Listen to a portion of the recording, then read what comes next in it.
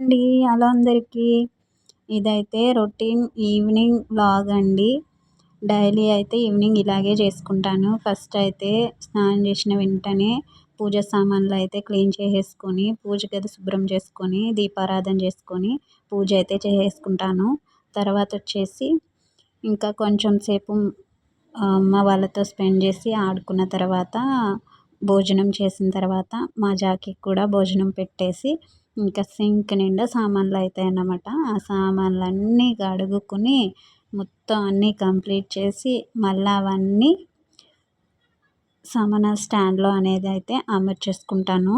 ఇదంతా నైట్ చేసుకుని పెట్టుకుంటే మనకి పొద్దున్నే పీస్ఫుల్గా ఉంటుందండి. కిచెన్ రూమ్లోకి వెళ్ళగానే సామాన్లన్నీ క్లీన్ చేసుకున్న తర్వాత సింక్ కూడా క్లీన్ చేసేసి గ్యాస్ స్టవ్ అయితే క్లీన్ చేసేసుకుని పెట్టేసుకుంటాను.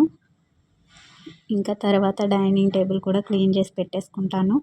ఇలా అన్నీ చేసి పెట్టుకుంటే మార్నింగ్కి ఫ్రెష్గా అనిపిస్తుందండి. మీకైతే ఎలా అనిపిస్తుందో కామెంట్ చేయండి.